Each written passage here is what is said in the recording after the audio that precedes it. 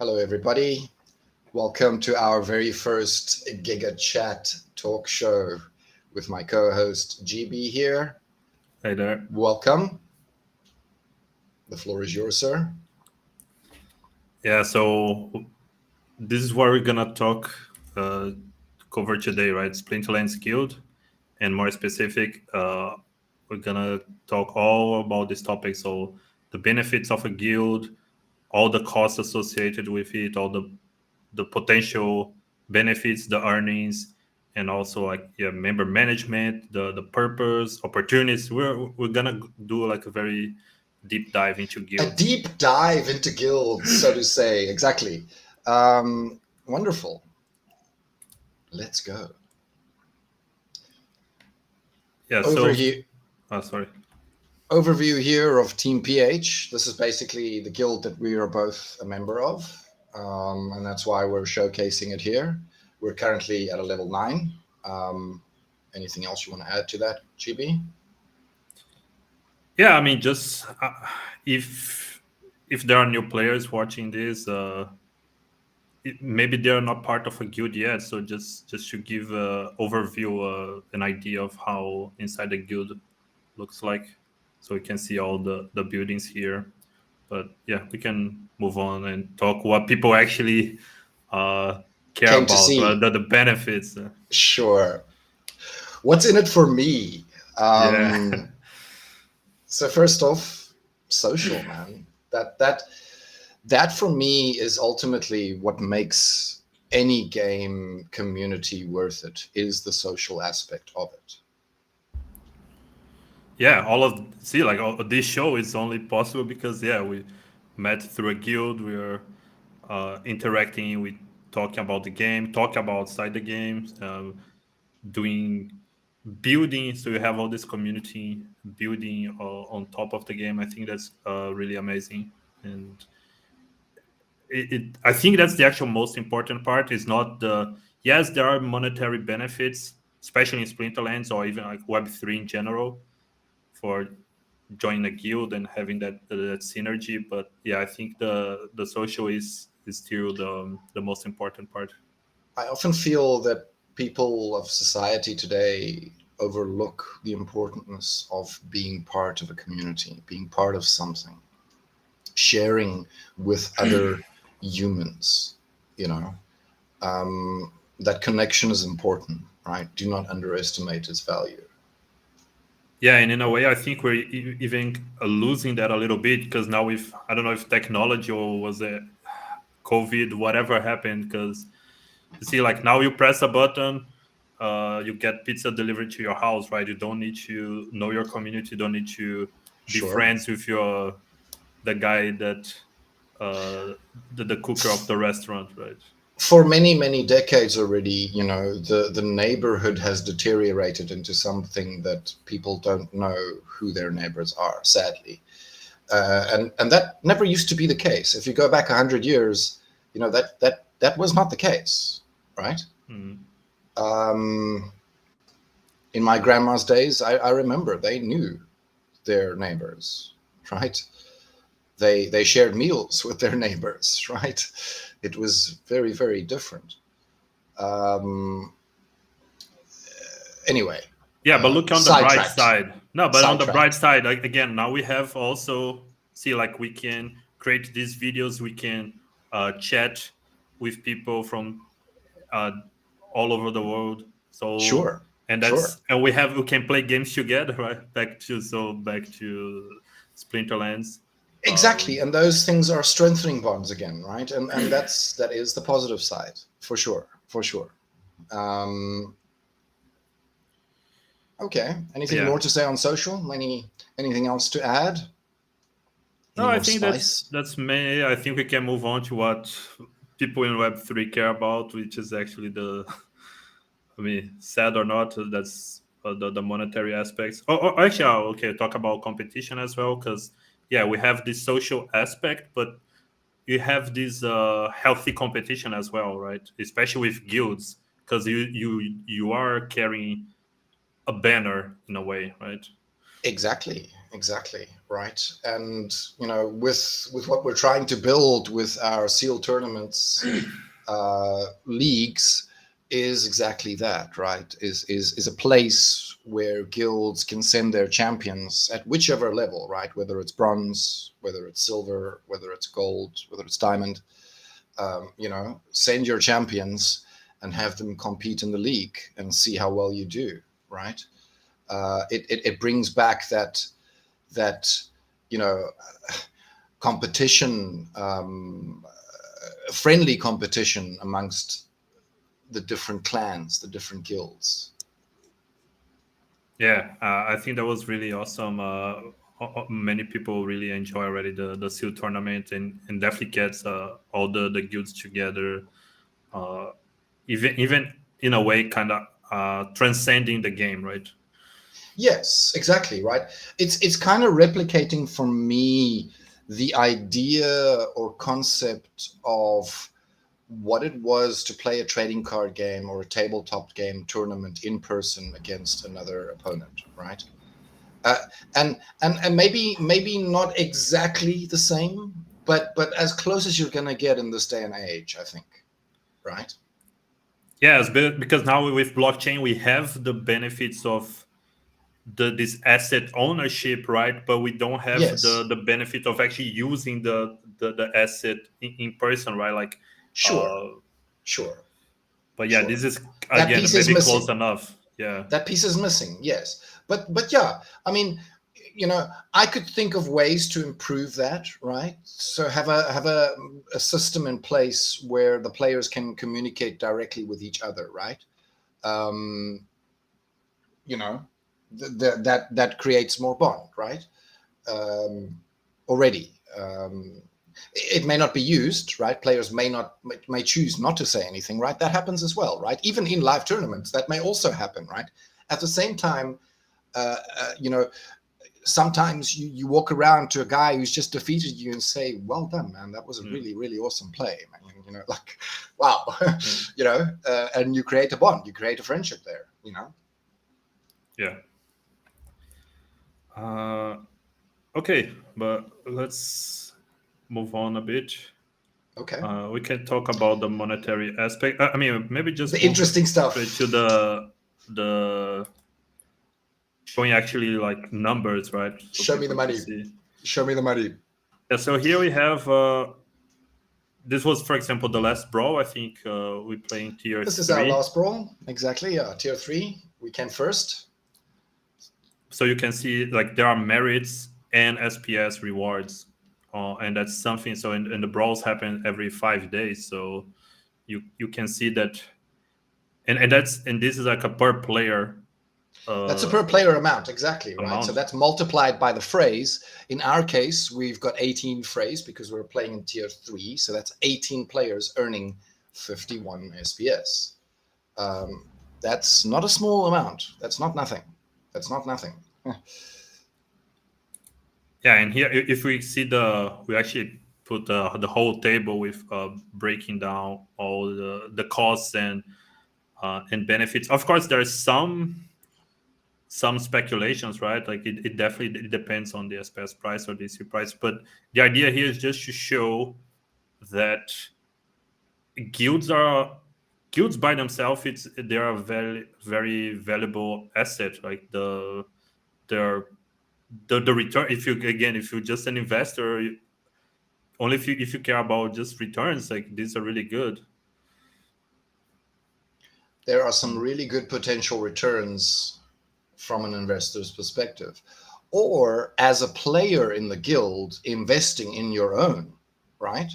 That also brings back an entirely different aspect to that investor. Are you as a player going to become an investor by upping us and getting us closer to these higher goals, thereby getting everybody earning more, right? Yeah, and they kind of need to work together, right? So you have the players that might be playing and they might getting the rewards as well, but it can only happen if you have a guild with the infrastructure, not only with the builds leveled up, but with the system to manage. Like, okay, how do you do brawl assignments? How how do you distribute the rewards? How do you fund all of this to happen? So yeah. Many complex layers to managing a guild, right? Yeah, owning the property, having the building leveled up is one thing, but having the players to actually compete and be competitive and actually earn at the peak performance where you can, where like we are in tier 3, that requires effort, it requires work. It doesn't come for free. Yes. Yeah, so this is the table for the hall, and next we have a table for the arena. So this is mostly the benefit here is mostly related with the RP bonus, which doesn't even come from the hall per se, it comes from the lodge, but there is no cost to leveling up the lodge. It's based on the hall. That's why we added it here. But then the arena, that's everything related to brawl mostly comes back to here. So you can see the numbers.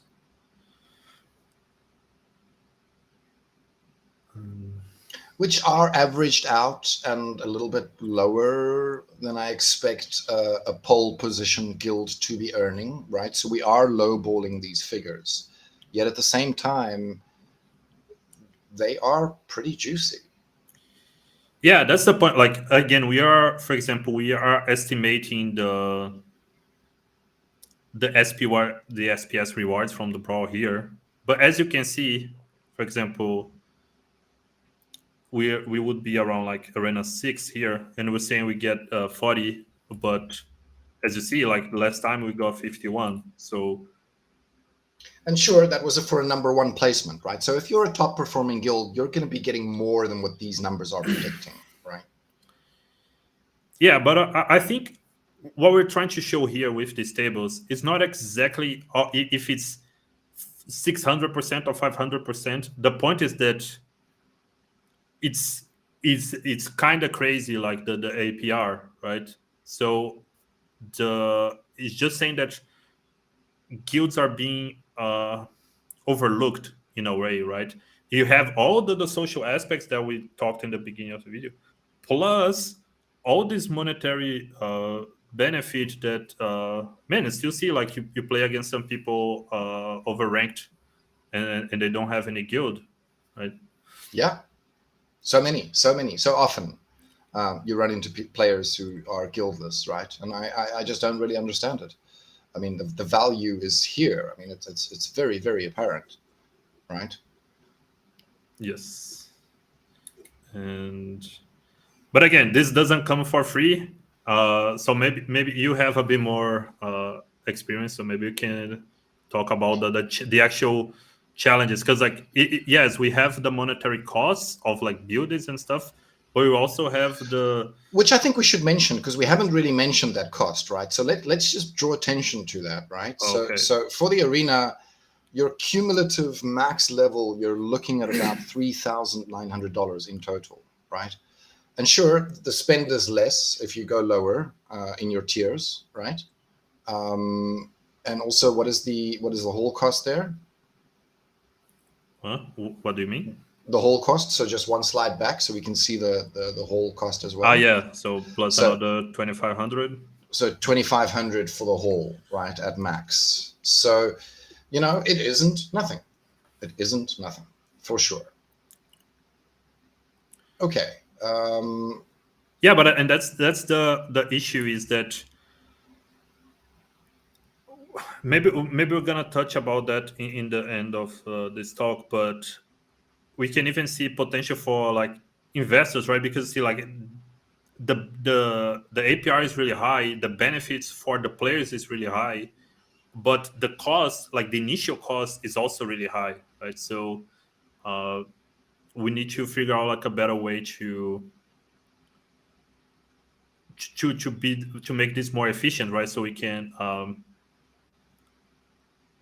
I would say enjoy the benefits of the guilds instead of having to wait like so long just to level them up. We still have crowns, right? You still need to win brawls and gather crowns to do that, but that's not necessarily for every building. Yeah, it's not required for the halls, for example. Yeah. It is a requirement for the arena. So I'm not sure if that was included. No, I No, don't think that is. but yeah, there is definitely a crown cost attached to the arena, and in some instances it's large amounts, right? It's like 1,750, I think, for the max run. So it's not nothing, right? It is a fairly big number of crowns that you need. So that also does slow the progress down somewhat, right? It is a little bit of a bottleneck. Um, Sure. you can't just blast through tiers in the arena. You need to actually earn them. You need to earn your stripes, so to speak. But you can Um, blast in the halls, for example. So, for you example, you can. could go right here You if can go if to you max spend this, 20. yeah, Yes, and reap like 20%. extra income. Because I mean, So you still need to level up the lodge with the daily quest, but that happens quite fast. it does. It does. And it happens automatically, right? Especially if you have active members playing ranked and earning chests, earning RP. Then you're good. You are very, very good. Uh, Okay, now to the interesting stuff. Managing a guild, right? Um, Recruiting has. If you're looking for the average player, recruiting's easy. Where it really becomes difficult is when you're looking for the chicken teeth, right? And what I mean by that is there's certain phrase within the brawl system, gold foil phrase in particular. These players are as rare as chicken teeth. They just do not exist. Um, and yeah, they are very, very difficult to replace if you lose one, right? So if you have them, keep them happy, keep them happy. Anything else you want to add on that, GB?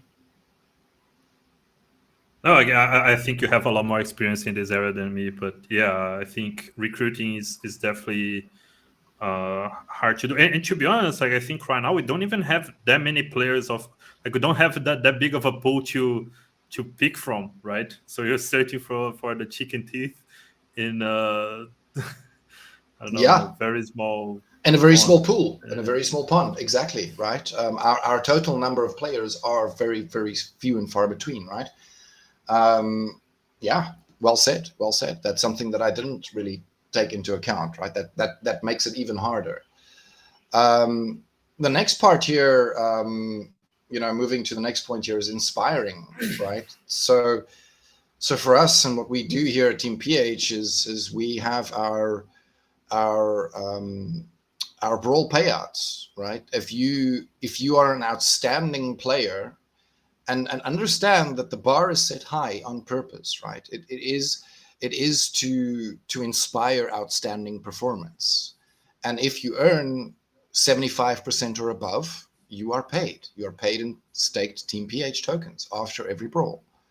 And there's also an MVP, which we track after 3 brawls. So a season for us runs 3 brawls at a time, and after 3 seasons, we have an MVP with the highest win rate percentage that gets a bonus or a jackpot as the MVP for the season. And all I can say is that our performance is showing. Um, it seems to be functioning fairly well for the inspiration part. Anything you want to add to that, Jimmy?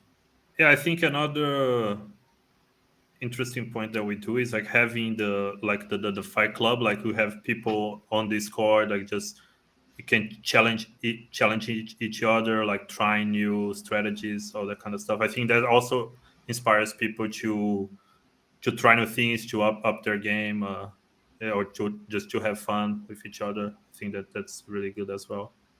Agreed. Okay. Next topic then, tracking, right? And this is really where the work comes in. Um, you know, uh, these performances, the way we make the payouts, right? These things need to be tracked. These things need to be recorded. there is time and effort required by somebody in the guild to do this, right? And but with that effort comes reward, right? And it shows. It really does show, right? Yeah. And kind of go, I think, hand in hand. You have the tracking and managing, like, okay, whatever you tracked as well. So maybe can you tell us like how you handle like the brawl assignments? So, you mean like in detail our rules, like the I breakdown of mean, that? just an overview, like yeah, how, because I mean, for people that are not super familiar with how the guild brawl works, we have very different phrase that people can join, but this phrase have a specific rules, and some of the rules are very difficult to have cards for. So for example, maybe you can have a wild gold foil phrase. So is as we were talking about before about recruiting, maybe it's not that easy to find people to fill that. So Yeah.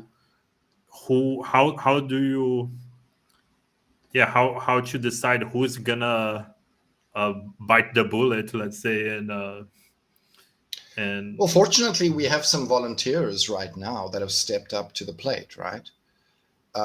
We are already making plans for the next role, which won't be filled, to be filled by a renter, right? And and I'm talking specifically about the diamond diamond gold foil fray, which we'll be getting in tier 4 once we upgrade. Which is, the plan is in the works, but yeah, we're not quite there yet. Hopefully, sooner than later, we'll get there. and what about like managing the Discord server or the community? Any hassles, any hurdles that need to face there? Of course, it comes, I guess, with the social aspect, right?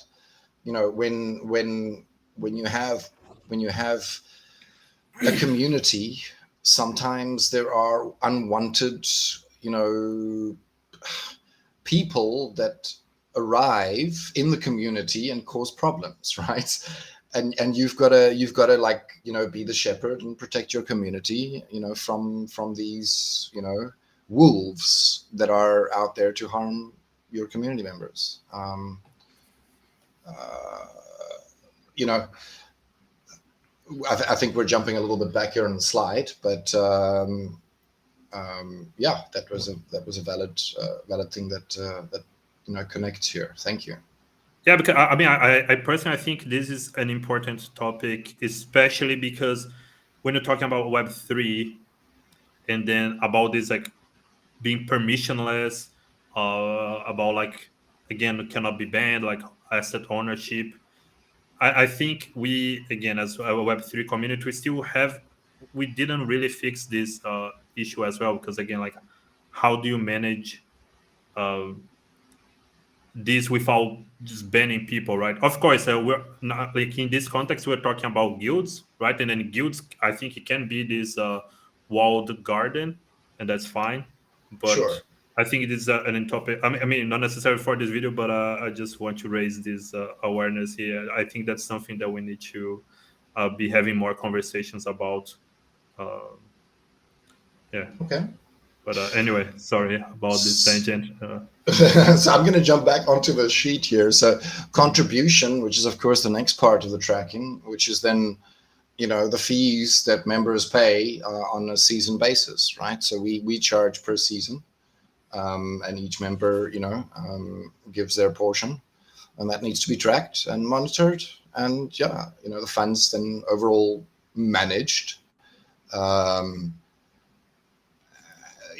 Touching again on the brawl assignments, we we have pools of players, right, split into wild and modern for each league. So bronze has two pools, silver has two pools, um, gold has two pools, diamond has two pools, and then so on and so forth. I'm not gonna really go into all of the details there, but assignments are based on performance. If you perform well, then you stay in the fray. If you don't, then you get replaced by the next guy in line.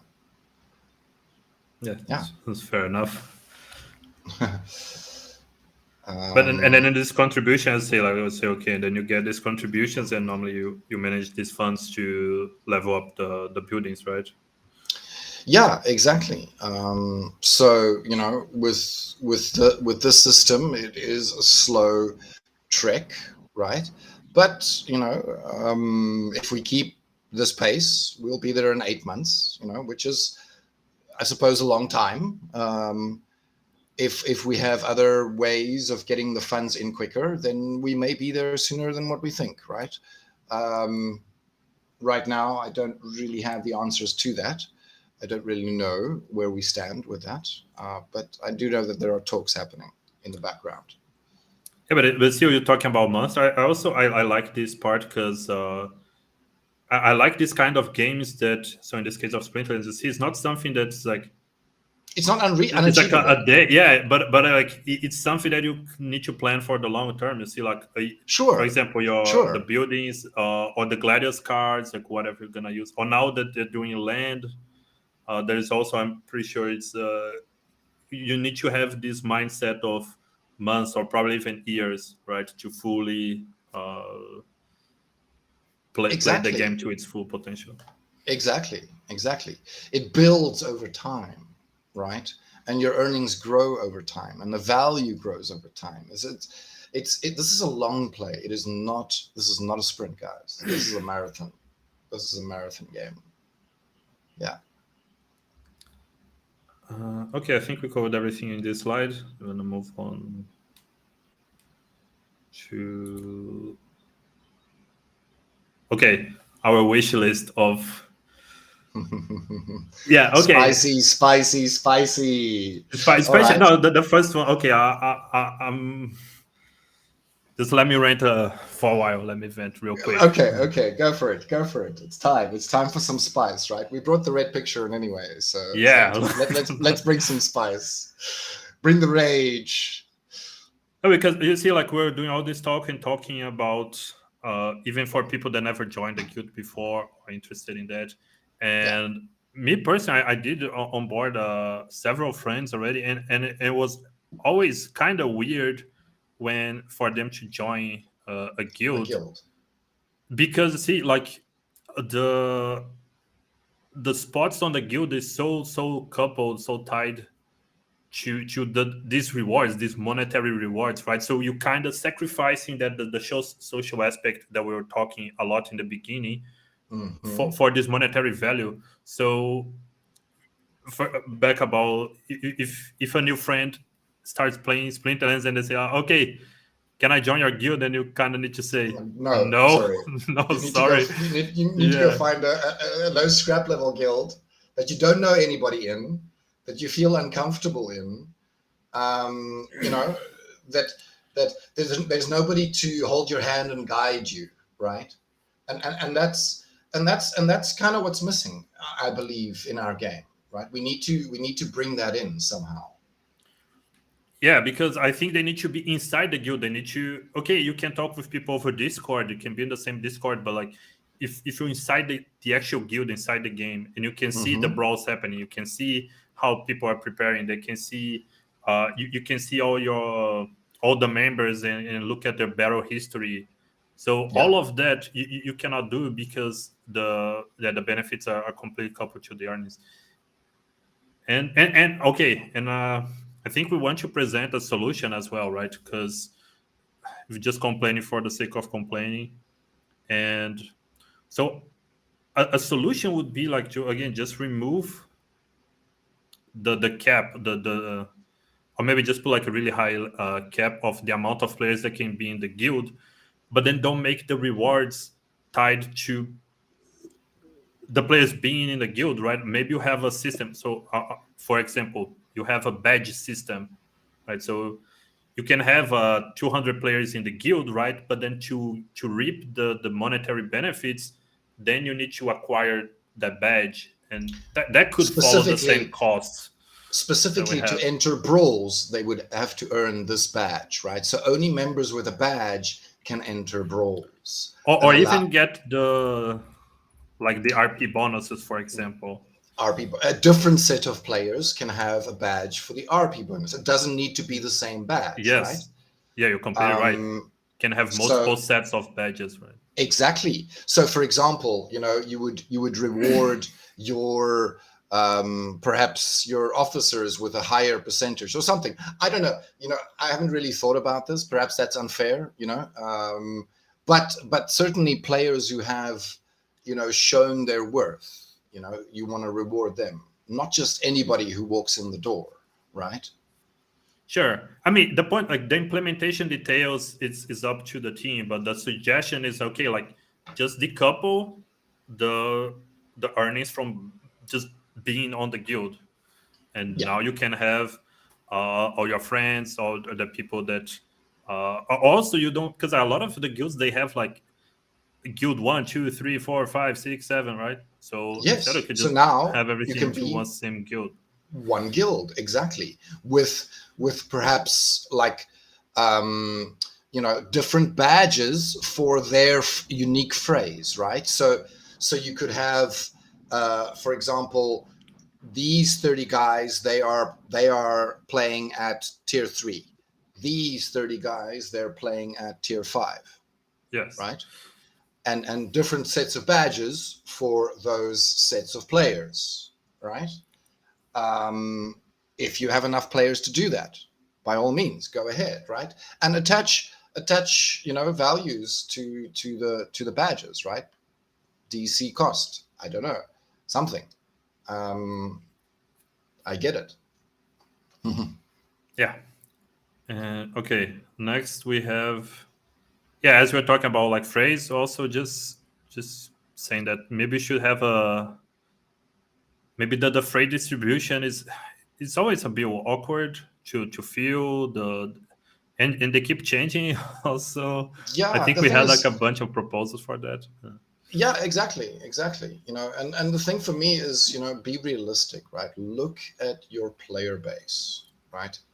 Your player base is consistent of most likely a 90% modern wild split. The modern being the 90%, the wild being the 10, right? So let's distribute our phrase accordingly, right? Yeah, I think overall there is, it's not in sync right now, the game, right? Especially after these Yeah, ranked changes. So you play a ranked change one way, right? And let's say you play a modern ranked, and then you playing guild phrase. Now you kind of need to totally play different. wild, and it has like the level caps. It's yeah, it's all over the place. It's all over the place. It's all over the place. Very complex right now. Requires simplification, I think. Okay, Okay. and lastly on the wish list would be just a better practice tools, because like we are talking about before, like we have this social aspect, like people playing each other. Like sure, we have the challenge mode, but for example, ideally we could choose the rule sets of the battles. Um, Exactly. We want to practice specific things, right? So allow us more customization to practice specific things. yes, uh, Yeah. but again, this is by far, I think the biggest one is the decoupling of the earnings and the spots on the guild, because like this is basically a deal breaker for any new players or any big Yes. They, guilds. they they lose that social aspect, right? Of becoming part of a new community, right? They lose the handhold from the friend. And that I think is part of the reason why our new player base is not succeeding. Because they don't have that. They don't have the new handhold. And it's a problem. It's a problem. Yeah, I mean, I think there are multiple reasons why, but yeah, this is definitely a a big one, especially if you're getting on board. Of course, like if somebody comes straight into the game without any friend, it's gonna be different than someone like. But even if you have, like, if you are onboarding a friend, this is already like a huge roadblock. But yes, Yeah, but this also allows for players to join well-established guilds, right? Because there are spots available it's not full all the time, right? Because there is only 30 spots in this well-established guild. Sure, they may not thrive in that community, right?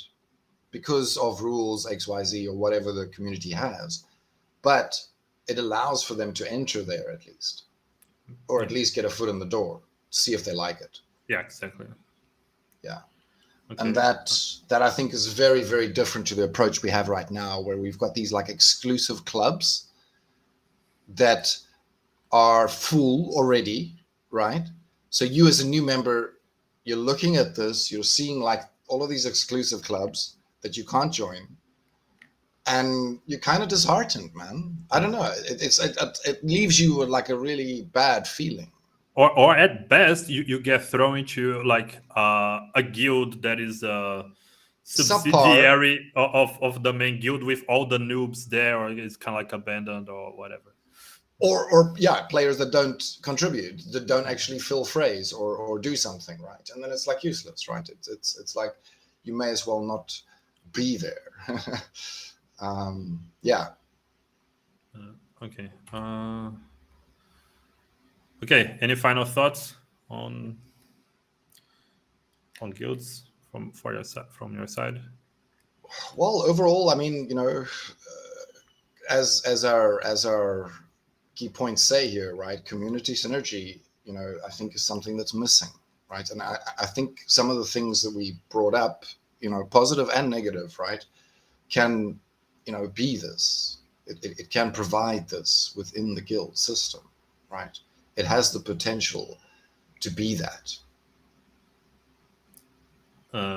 Yeah. Again, I think that the community is super important, and but following the next thing, it's not really reflected in the so much in the gameplay, because yes, we basically have the brawls, but again, for us to learn, to practice, to test or to discuss, we mostly rely on Discord Yes. and the very limited challenge mode that we have.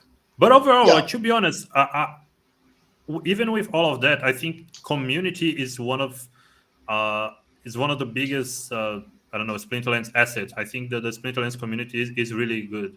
Extremely strong and very, very helpful. I mean, one of the most helpful gaming communities I've ever come across in my life, honestly. Agreed, 100%. And that's what makes it, so hard to see that new players aren't really joining us, right? Because if they did join us, they would find a very, very welcoming bunch of guys. Not only guys, there's girls here as well, but people. Um, yeah, Yeah, but I say, but most of this community are people that like are mostly OGs, right? I don't think we see many new people coming. yeah, pretty much.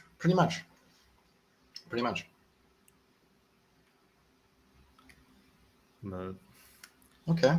yeah, Next topic, next bullet point. yeah. I mean, with that said, I think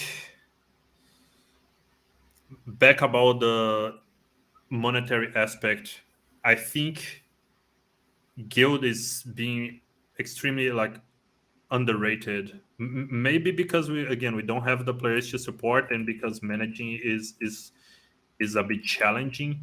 But again, if you look at the APRs, I even think some investors would be interested in, like, let's say, like, just building the guilds. Like, if you have these communities that are like, they can find the players, they can manage the players, but let's say they don't have the funds to level up their buildings like fast. Of course they can level up, but it would take like many years.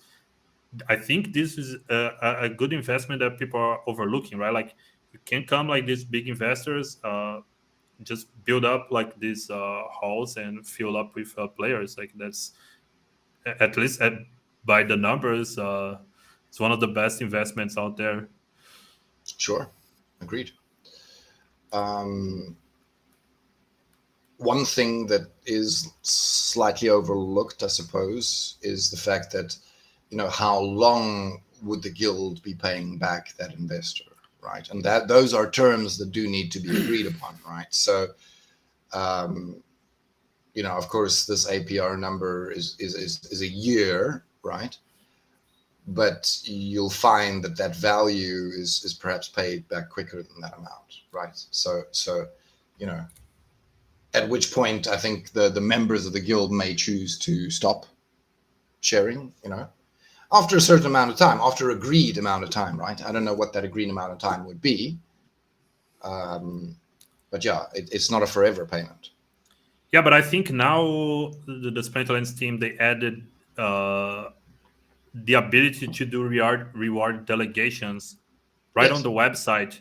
So and you have very granular precision, right? So you can choose to share a big percentage in the beginning, keep reducing. You can choose to share just your brawl rewards or just your ranked a percentage of your ranked rewards or whatever. It's really good, the amount of control that we have now that we never had it before. So I think this open a lot of doors for these guild investments. Agreed. Definitely opportunities that are being overlooked, and yeah, something that I think even many of the players don't realize the real benefits that guilds actually offer them. Yeah, when I say I think we're talking about the investment being overlooked, like on both sides, right? Like not just as an investor, but as a player by being a part of it. Absolutely. Yeah. So if you are interested in joining a guild or at least trying it out, you can join us over Discord. The link is gonna be in the description. Yeah. Any other final thoughts that you have? No, always looking for new valuable members to contribute to our community. So yeah, come on over, guys, and thank you for giving us a little bit of your time. All right. That was the first GigaCHAT. So see you guys in the next one. Take care. All right. Cheers, guys.